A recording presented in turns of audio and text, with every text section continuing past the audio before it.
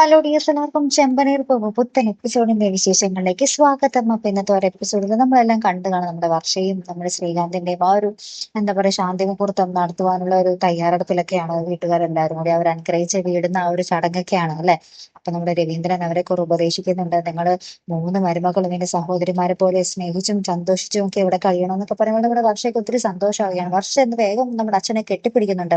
അച്ഛൻ എന്താ ജെനുവിനായിട്ട് സംസാരിക്കുന്നത്, എനിക്ക് അച്ഛൻ ഒത്തിരി ഇഷ്ടപ്പെട്ടു എന്നൊക്കെ പറഞ്ഞ് അച്ഛനെ കെട്ടിപ്പിടിക്കുന്നുണ്ട് കേട്ടോ. അപ്പൊ നമ്മുടെ ചന്ദ്രയും നമ്മുടെ ശ്രുതിയും രേവതിയൊക്കെ ആണെങ്കിൽ അയ്യോ ഇതെന്തീ കാണിക്കുന്നേന്ന് വിചാരിച്ച് നിൽക്കുന്നുണ്ട്. പക്ഷെ വർഷ ആ ഒരു സ്വന്തം അച്ഛനോടുള്ള ഒരു സ്വാതന്ത്ര്യം കൊണ്ട് കെട്ടിപ്പിടിക്കുന്ന ഒരു രംഗം തന്നെയാണ്. അപ്പൊ നമ്മുടെ സച്ചിയും അല്ലാതിരിപ്പം എന്റെ അച്ഛനെ കെട്ടിപ്പിടിക്കാൻ അവൾ ആര് എന്നൊക്കെ പറഞ്ഞു നിൽക്കുന്നൊക്കെ പോലെ നിൽക്കുന്നുണ്ട് കേട്ടോ. അതിന് പിന്നാലെ നമ്മുടെ സച്ചി ഇങ്ങനെ ദേഷ്യപ്പെട്ട് പൊക്കത്തേക്ക് ടെറസിലോട്ട് പോവുകയാട്ടോ.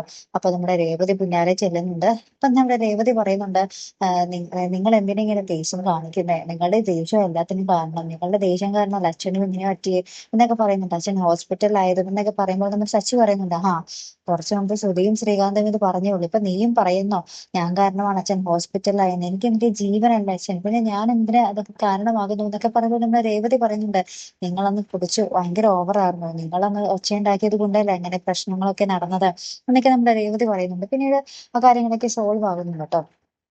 അപ്പൊ നമ്മുടെ സച്ചിക്ക് വല്ലാത്തൊരു ഇത്, എന്നാലും വർഷ എന്താ പറയാ അച്ഛനെ കെട്ടിപ്പിടിച്ചല്ലോ എന്നൊക്കെ വിചാരിച്ച് ഭയങ്കര ഇരുത്തട്ടെ. അപ്പൊ നമ്മുടെ രേവതി പറയുന്നുണ്ട്, അതൊക്കെ അവളുടെ ആ ഒരു ലൈഫ് സ്റ്റൈലാണ്, അത് അവൾ ആ അങ്ങനത്തെ ഒരു രീതിയിലാണ് ജീവിച്ചിരിക്കുന്നത്, അതുകൊണ്ടാണ് അവൾ ആ ഒരു സ്വന്തം അച്ഛനോടുള്ള ഒരു സ്വാതന്ത്ര്യ കൂടുതൽ കൊണ്ടാണ് കെട്ടിപ്പിടിച്ചത്, നിങ്ങൾ അങ്ങനെ കണ്ടാൽ മതി എന്നൊക്കെ പറയുന്നുണ്ട്. അപ്പൊ നമ്മൾ സച്ചിക്ക് ചെറിയൊരു വർഷയോടുള്ള ഒരു ചെറിയൊരു ദേഷ്യമൊക്കെ ഇപ്പൊ പോയിരുന്നുണ്ടോ എന്ന് വെച്ചാൽ നമ്മുടെ അച്ഛനെ സ്നേഹിക്കുന്നുണ്ടല്ലോ, സച്ചിക്ക് അത് മതി അല്ലെ. അച്ഛനെ സ്നേഹിച്ച് അച്ഛനെ ഒരു ഏറ്റവും വലിയൊരു പൊസിഷൻ കൊടുത്തിരുത്തിയാൽ നമ്മുടെ സച്ചിക്ക് അത്രയും സന്തോഷം. ഇപ്പൊ നമ്മുടെ വർഷ അത് ചെയ്യുന്നുണ്ടല്ലോ. അപ്പൊ നമ്മുടെ സച്ചി ഏകദേശം നമ്മുടെ വർഷയോട് കുറച്ചൊക്കെ ദേഷ്യം ഒന്ന് മാറിയിട്ടുണ്ട്. പിന്നെ ഒരു പുതിയ സച്ചിനെ തന്നെ ആയിരിക്കും ഇവിടെ നമുക്ക് ചെമ്പനീർ പൂവിൽ കാണാൻ പോകുന്നത്. അപ്പൊ എന്തായാലും നമുക്ക് നോക്കാം ഇനി എങ്ങനെയൊക്കെ തീരും കഥ അല്ലെ. അപ്പൊ ഇതിനോടൊപ്പം തന്നെ അവരുടെ ആ ഒരു ആദ്യ രാത്രി ആ ഒരു മുറിയിലുള്ള കുറച്ച് രംഗങ്ങളും കാണിക്കുന്നുണ്ട് കേട്ടോ.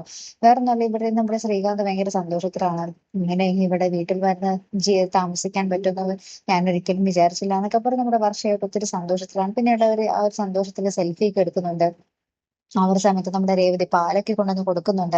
അങ്ങനത്തെ കുറച്ച് നിമിഷങ്ങളും ഇന്നത്തെ ആ ഒരു എപ്പിസോഡിൽ നമുക്ക് കാണാൻ സാധിക്കുന്നുണ്ട് കേട്ടോ. പിന്നെ നോക്കാം ഇനി എന്തൊക്കെയായി തീരും. പതുക്കെ പതുക്കെ നമ്മുടെ വർഷം നമ്മൾ സച്ചിയെ മാറ്റിയെടുക്കും. ഇനി ചെമ്പനീർ പോലും പഴയ സച്ചി എന്നായിരിക്കില്ല, ഒരു പുതിയ സച്ചി തന്നെ ആയിരിക്കും വരാൻ പോകുന്നത് അല്ലെ.